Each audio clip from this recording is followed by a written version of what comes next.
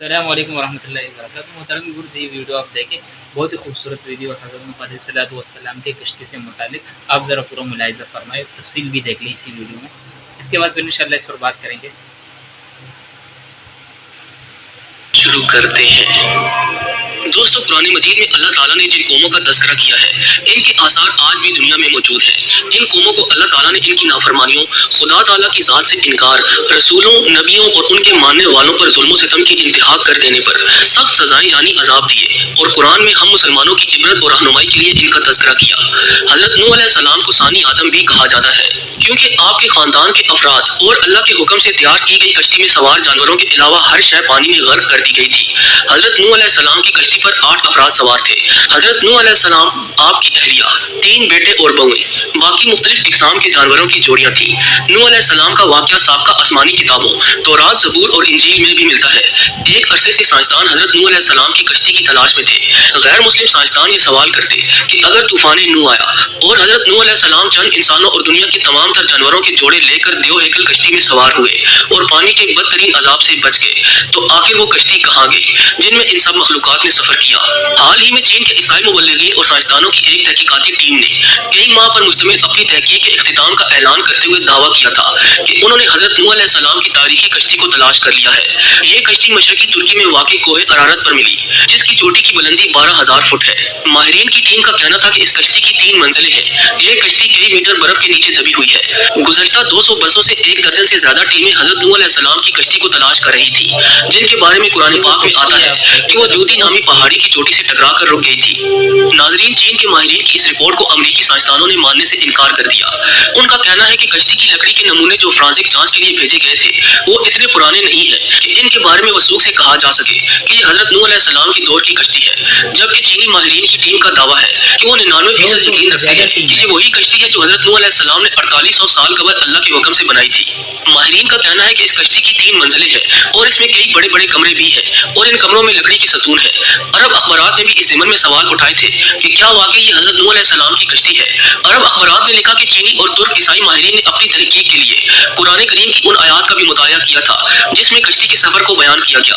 ماہرین کا کہنا ہے کہ کشتی کے ٹھہرنے کے جس مقام کی نشاندہی کی گئی، وہ سائنسدانوں کو کوہ ارارات کی طرف لے جاتی ہے۔ گزشتہ 20 برسوں میں کئی سائنسدانوں نے کوہ ارارات کا دورہ کیا۔ ان میں سے کچھ ایک نے پہاڑی پر بنی کشتی کی شکل کی چٹان کو ہی حضرت نوح علیہ السلام کی کشتی قرار دے دیا، لیکن چینی اور ترک ماہرین نے پہاڑ کے اس برفیلے مقام پر تحقیقات کی جہاں درجہ حرارت -60 ڈگری ہوتا ہے، اور پہاڑ کے جس حصے میں کشتی کی باقیات دریافت کی گئی وہ انتہائی ڈھلوان اور خطرناک ہے۔ رپورٹ کے مطابق اس ٹیم نے 60 مختلف مقامات سے حضرت نوح علیہ السلام کی کشتی کا مشاہدہ کیا۔ یہ کشتی کئی جگہوں سے ٹوٹی ہوئی ہے، تاہم مکمل تباہ اس لیے نہیں ہوئی کہ یہ برف کی دبیش تہہ میں دبی ہوئی ہے۔ کشتی ٹوٹی ہوئی ہونے کی وجہ سے ماہرین اس کے اندر جا سکے۔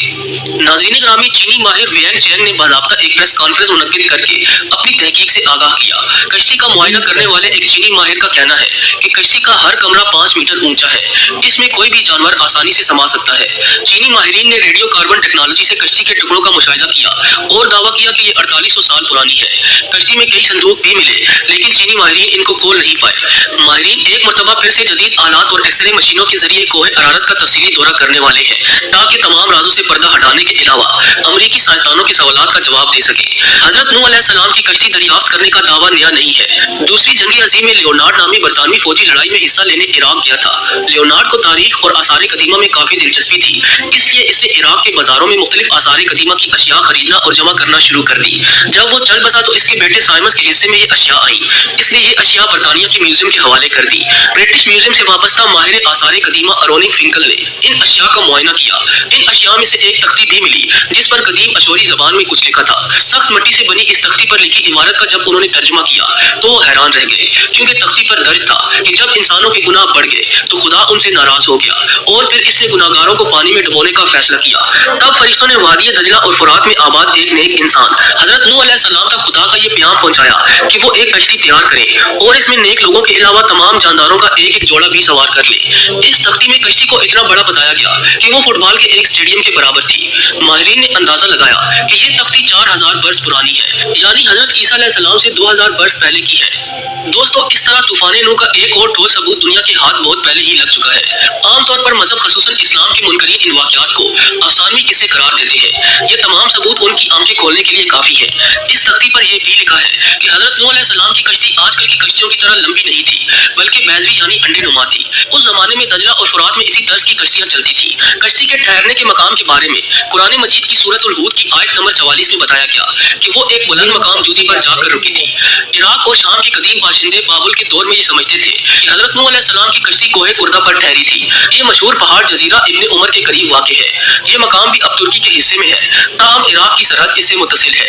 मुस्लिम तारीखदानों ने कोहे कुर्दा को ही हजरत नूह अलैहिस्सलाम की कश्ती के ठहराव का मकाम करार दिया। इसीलिए यह पहाड़ मुसलमानों में कोहे जूदी के नाम से मशहूर हो गया। ताहम ईसाई मुबल्लिगीन का कहना है कि कश्ती कोहे अरारत पर जाकर रुकी थी और ये पहाड़ आर्मीनिया और तुर्की की सरहद पर है।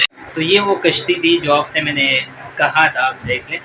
और इस कश्ती में हर किस्म के जानवर का एक एक जोड़ा डाला गया था और एक एक जोड़ा था। ये शाम से मुताल्लिक भी आता है कि जब शाम को डाला जा रहा था तो शाम से हज़रत नूह अलैहिस्सलाम ने जो काला शाम थे इनसे वादा लिया था कि आप किसी को नुकसान तो नहीं पहुंचाओगे। इन्होंने एक वादा हज़रत नूह अलैहिस्सलाम से किया था और दूसरा वादा जो किया था वो हज़रत सुलेमान अलैहिस्सलाम से किया था। जब हज़रत सुलेमान अलैहिस्सलाम अपने तख्त पर सब जानवरों को सैर करा रहे थे तो शाम को हटा दिया था। और शाम को इसलिए हटा दिया कि आप किसी जानवर को नुकसान पहुंचा दोगे, इसलिए हम आपको बराए मेहरबानी न लिया जा सकते, माजरत किया था। लेकिन शाम ने वहाँ भी वादा किया था। तो उलमा इकराम इस मुतालिक कहते हैं कि जब तक आप काले शाम को न छेड़ो तो वो आपको नहीं छेड़ता। जिस दिन आप काले शाम को छेड़ लोगे तो उसी दिन वो आपको भी काटेगा, क्योंकि इन्होंने वादे किया था और ये वादे किया था कि मुझे जो नहीं छेड़ेगा मैं उसे नहीं छेड़ूंगा और जिसने मुझे छेड़ा मैं उसे भी छेड़ूंगा। तो ये वो वीडियो थी, आपने देख ली होगी। बहुत ही मुख्तसरन और प्यारी वीडियो थी और जो वाक़या बयान किए गए बहुत ही प्यारे अंदाज से बयान किया गया, तारीख बयान की गई, आपने देख ली होगी। बराए मेहरबानी हमें भी इजाज़त दीजिएगा। जज़ाकल्लाह।